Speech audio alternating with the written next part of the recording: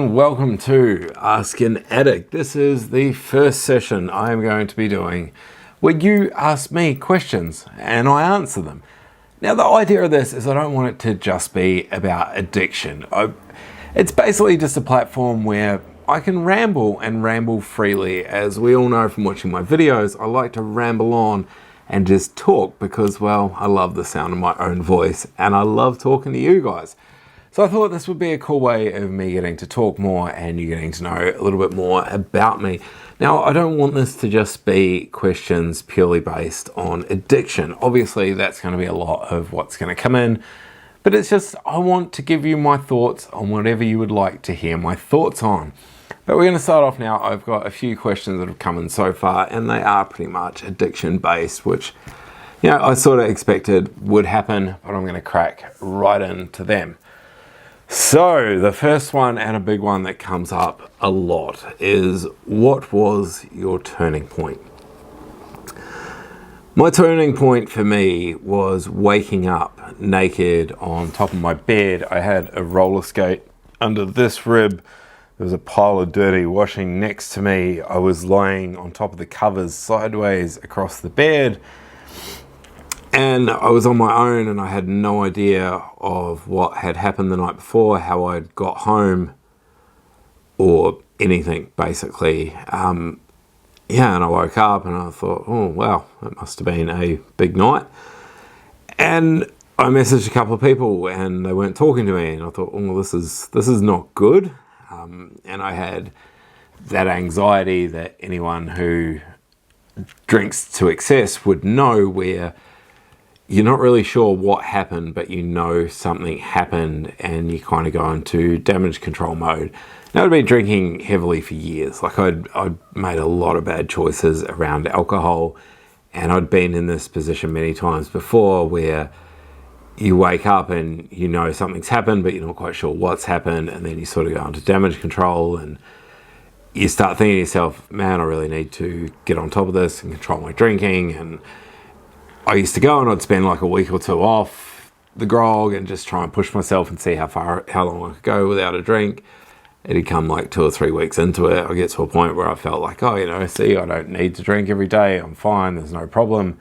And I would buy a drink, off we go, and I'd keep that under control for a bit, and then it would just get gradually more and more and more until the next event happened. But anyway, I woke up and I knew this one was different. I knew something had changed inside of me and I was really unsure of myself for the first time.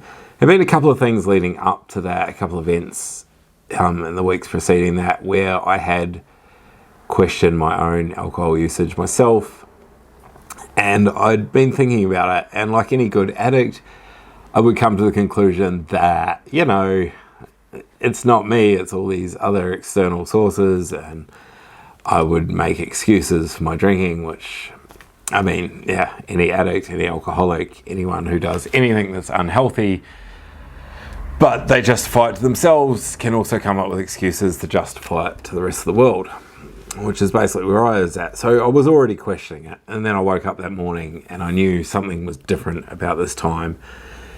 And I went about my life that day. I went, you know what, Stuffer, I don't care. It's everyone else. It's not me. And I went out and I spent the day trying to just do things for me and get my head right and clear.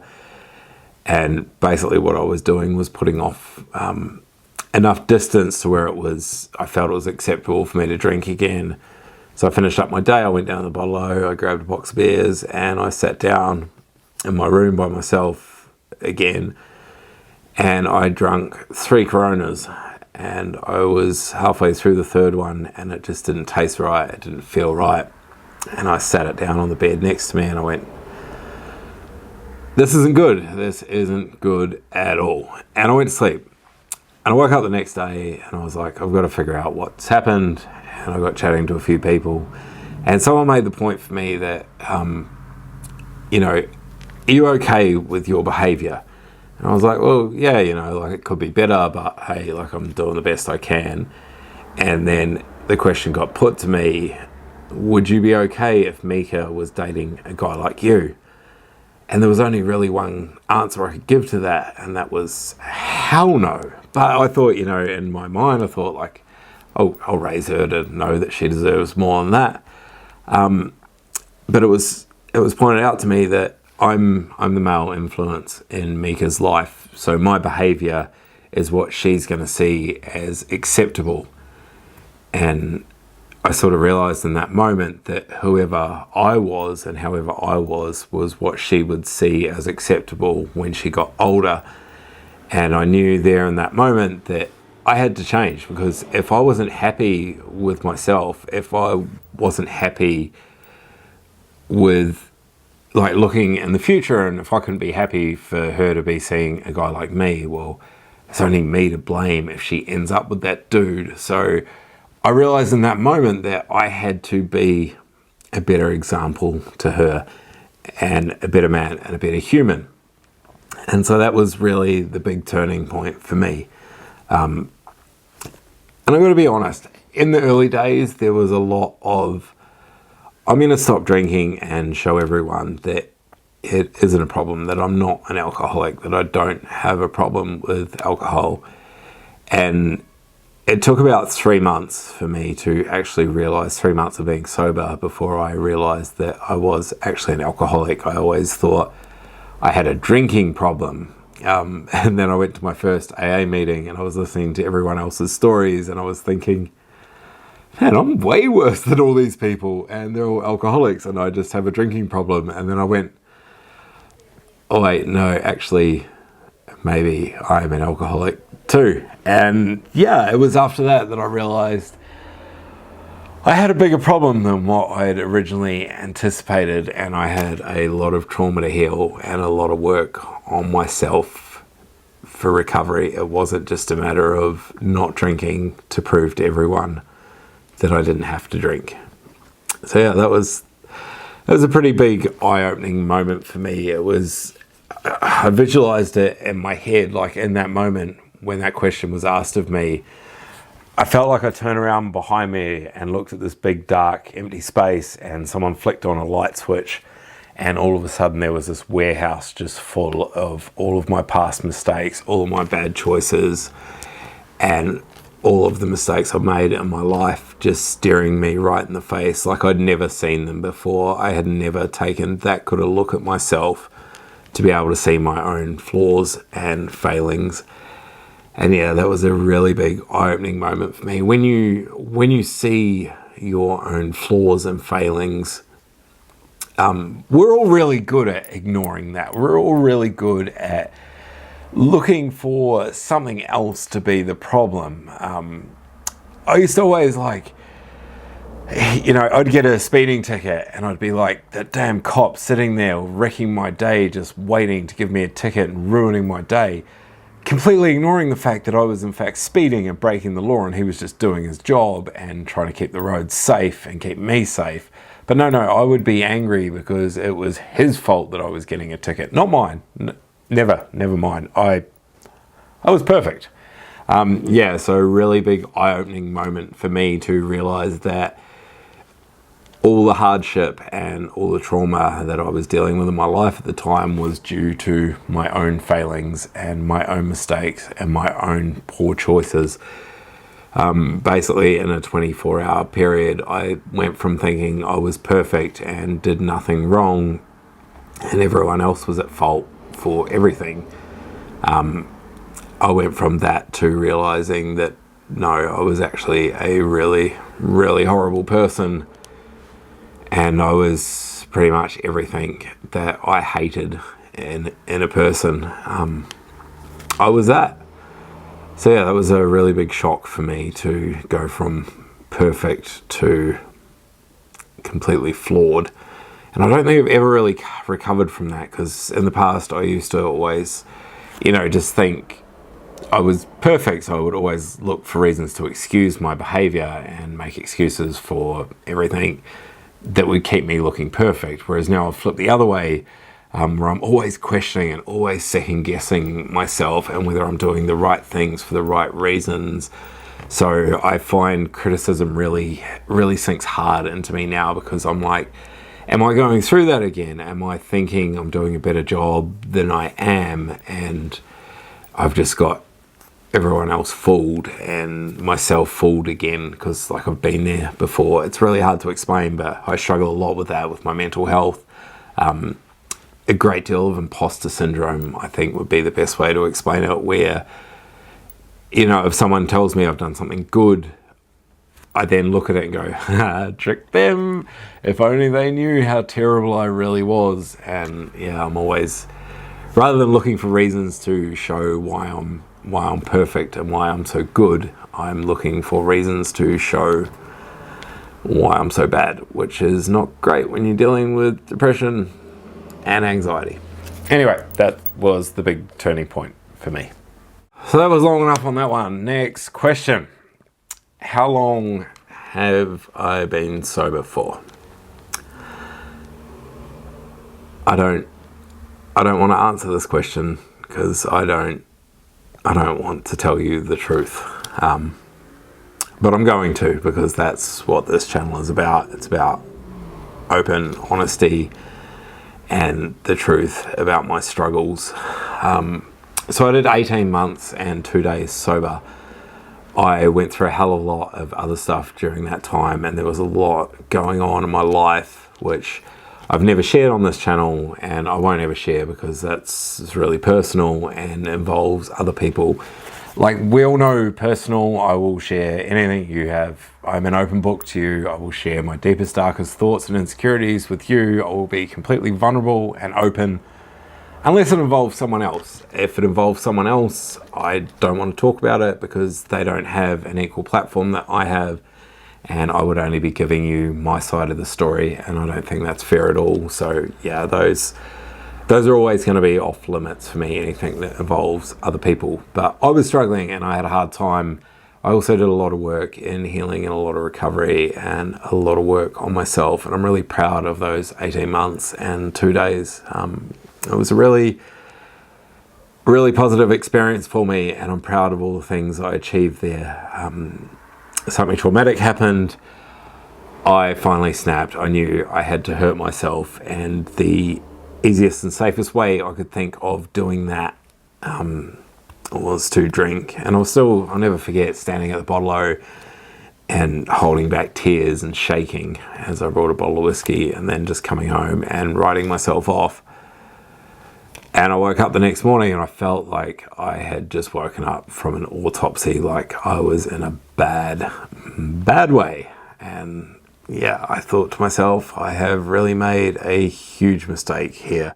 My camera overheated. I didn't even know that was a thing, but apparently it is, so that's why it's just stopped, and now we're here. Anyway, the show must go on.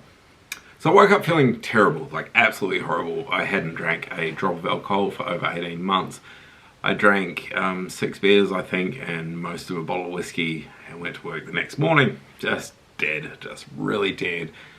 A lot of self-hate, self-doubt as well coming out of that.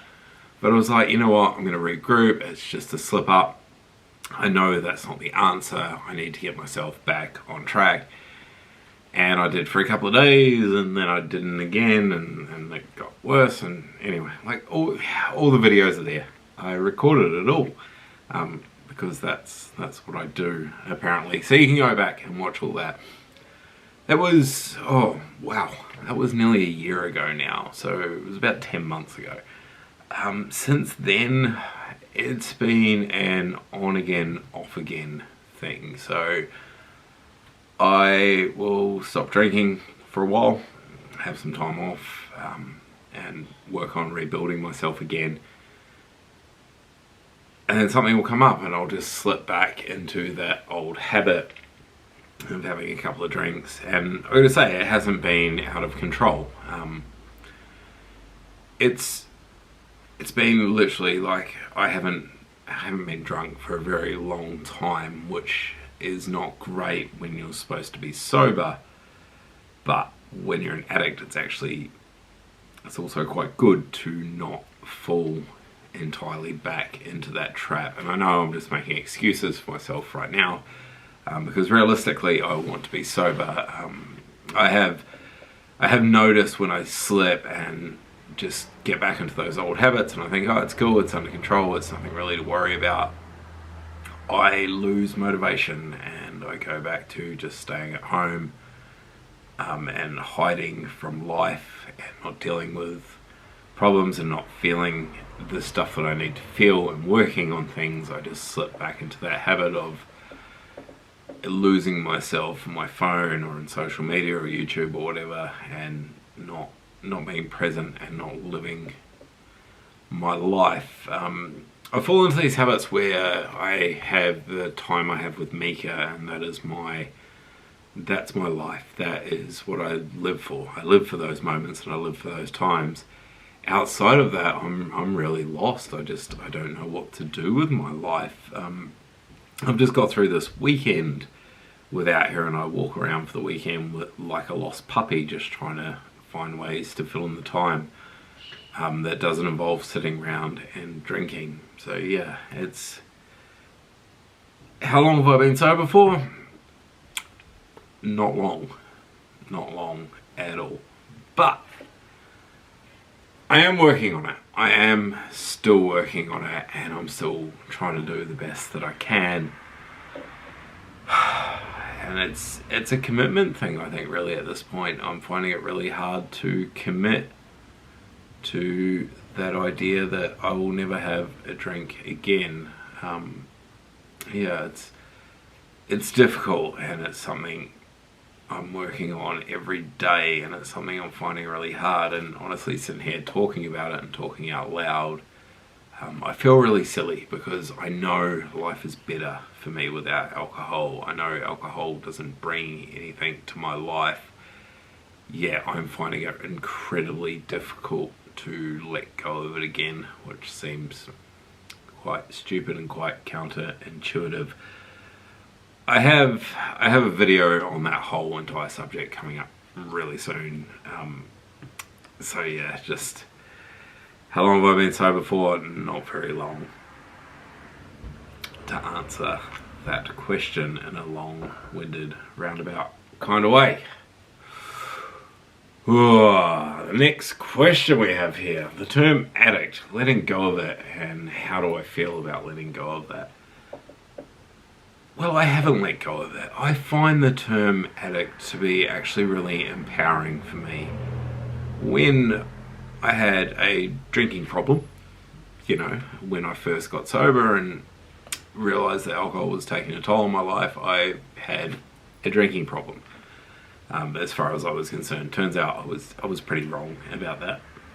I'm an addict, I'm an alcoholic, and I found labeling that to be actually quite empowering, and it's really good for me to hold on to that term as a recovering addict. I'm not a big fan of the alcoholic thing, because it's like this idea that it's a disease, and once you've got it, it doesn't go away. That doesn't sit well with me at all, because I know from my own experience,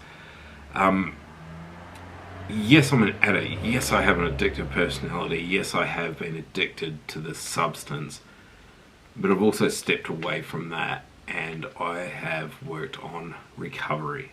Now, recovery is not about, well, for me, it hasn't been about not drinking. It's been about recovering from trauma in my life and working on healing and focusing on the underlying issues. So the substance has been a band-aid for years over an infected scab, and now when I got sober, the band-aid got ripped off, and I went, oh crap, I better do something about that mess that's underneath it.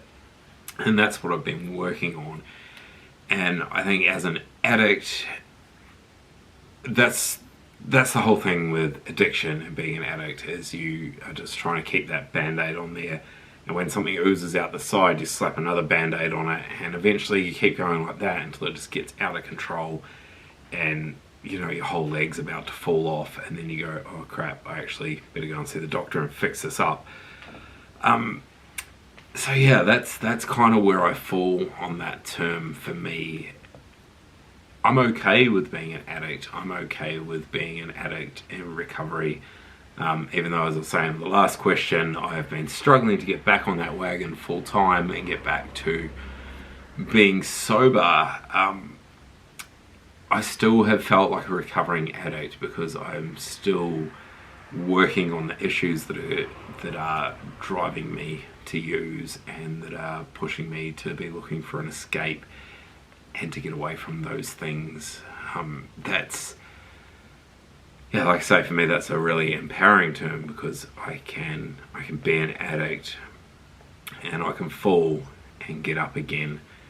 Whereas, yeah, like if you go down the 12-step way of looking at things, where alcoholism is a disease and you have this disease, and once you've got it, you're always going to have it and you're completely powerless to alcohol, and the only way to avoid that happening is to give yourself to God and rely on God to look after you and keep you away from your poison. And if you ever touch that poison again, you know, you'll lost it. I understand that. I know it works really, really well for a lot of people. It's not something that's ever sat right with me, and I much prefer to look at it as an addiction, with using substances as being a symptom and a disguise rather than the actual problem. Because I don't think the substance for me is a problem. I think the problem is how I use that substance and why I'm using that. I hope that makes sense. I feel like I'm rambling more than I normally ramble, and I'm not sure if I'm trying to justify this to myself or not, but you know, this is my thoughts on it, and this is what we're getting with Ask an Addict. You're asking me, I'm giving you my thoughts and laying them out there. So that's my thoughts. Right, I'm going to wrap it up now. One more question, and I want this one to be something other than addiction. So I've got this one here. It says to me, what's the most beautiful place you have ever been? That's really interesting. I have been to a lot of different places. I'm originally from New Zealand. I grew up in New Zealand. I travelled all over New Zealand for years. I always joke that I was born moving. I was conceived in one town, born in another town, and then at 1 year old we moved to a completely different part of the country. And so I always used to joke that I was born moving and have just continued throughout my entire life, which I suppose is a little bit true, because I could never stay in one small spot. I still have a lot of friends that are in the town where I grew up and went to school and have never really left that much. Whereas on the other hand, when I was 16, I chucked it in, headed up the North Island and went to a different town. I lived in, I don't know, half a dozen to a dozen different places throughout New Zealand, travelled all over the place over there. Wound up in Australia in 2009 after a heavy night drinking and getting on the internet and applying for jobs, because that's the sort of stuff I used to do. But it worked out well. I travelled all over Australia for years. I was rodeoing at the time, so I used to do a bit of bull riding, and me and a buddy of mine used to just jump in the car and we'd go somewhere, set up camp for a month or two, do all the local rodeos, and then when that sort of finished up, or our jobs finished up, we'd jump in the car, head somewhere different. Yeah, so I got to go all over Australia travelling, doing that. And I have seen some beautiful stuff over here. I've seen some beautiful stuff in New Zealand. I remember going down to get cows in, because I grew up dairy farming. That's how I figured I would get out of school. I managed to leave school when I was 14. Didn't sit well with the education system. It didn't suit me. Turns out dyslexic, so yeah, not just a failure. There was actually a problem that no one knew about. Not even me. I found that out when I was in my 30s. So yeah, I guess it is what it is. I often wonder how different my life would be if that had been picked up when I was at school, and instead of me just being written off as a bad student. But that didn't happen. What did happen is I left school when I was 14. I went dairy farming. I was milking cows, and I'll never forget when I was about 16 or 17, I went down to get the cows one morning. It was a frosty morning, and there was a duck pond down below. There was fog coming off it. There was ice on the trees all around us. It was freezing. The sun was coming up just behind the hill. Absolutely beautiful. One of the most beautiful memories of my life. But then, you know, I've been out on cattle stations where you're standing in the middle of a 10,000 acre flat, just looking out and seeing the horizon in every direction, and nothing but brown grass that's like waist deep. yeah, oh man, and then you hit an oasis in the middle of the desert in the outback somewhere, and just all of a sudden you go from this 10-mile flat into all these trees and a bunch of cattle, lizards, snakes, roos, brumbies, everything around it. One time in Alice Springs, I'm up cooking breakfast just as the sun's coming up, and a mob of brumbies is just walking across the flat. Places like that, just absolutely beautiful. One station I was on up in Western Queensland, middle of absolutely nowhere. Everyone was away for the weekend. I think it was about 150,000 acres on this particular property. No one else was there. I was there on my own, and I was off checking some orders, and I stumbled across this well down the back, and the well had been leaking, and so there was all this green grass everywhere. And it really reminded me of New Zealand, and that was one of my favourite places just to sit and think, because there was nothing around, like absolutely nothing around, just silence, the sound of the desert. And it was just absolutely beautiful. So I mean, the most beautiful place I've ever been, pick one of 100. Yeah, it's hard. Middle of the outback. I camped outside Ayers Rock one night. I remember laying in my swag and just looking up, and I had like 5 doonas pulled up to my neck because it was -3 and just this ice cold air on my face. And the air in the desert is so crisp because there's no moisture in it. So it was -3 and there was no ice on anything because there's just no moisture to freeze. But the upside of that is the sky is really, really clear because there's no cloud or anything in between you, no moisture in the air. I remember lying there and just feeling like I could touch the stars and see every single star that had ever been made. So I mean, that was amazing. But then, you know, you head over the coast and there's a bunch of beautiful beaches in Australia and New Zealand. The bush in New Zealand, I mean, I could go on and honestly on. I'm a big one of, I struggle to pick favourites of any subject. People ask me what my favourite movie is. I rattle off a list of about 10. People ask me what my favourite band is, favourite song is. Same deal, I just can't keep up. Mika's always asking me, what's your favourite colour? Daddy, what's your favourite colour? I don't know, I've got about 10. Like, I just like them all.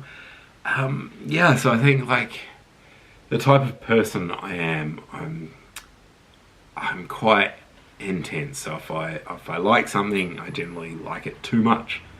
One's too many, 100's not enough. That's why me with alcohol, I'm better off having none.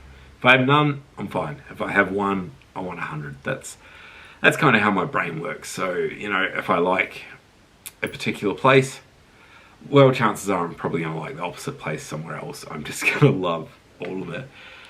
So yeah, favourite, most beautiful place I've ever been.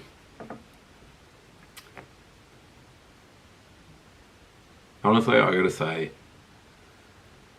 the birthing suite of our local hospital and watching my daughter come into the world would be the hands down most beautiful place I have ever been in my entire life.